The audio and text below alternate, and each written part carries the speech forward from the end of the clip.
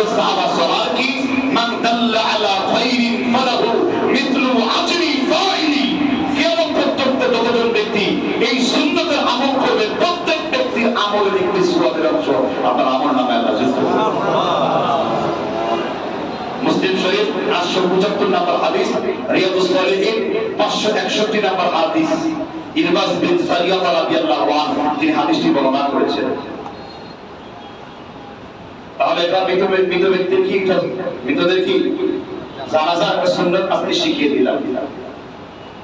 Point number 8,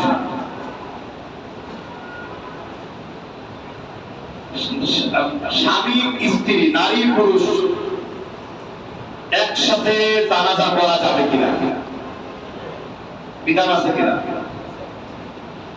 Abdullah ইবনে ওমর রাদিয়াল্লাহু আনহু 60 জন নারী পুরুষের জানাজা আদায় করেছিলেন।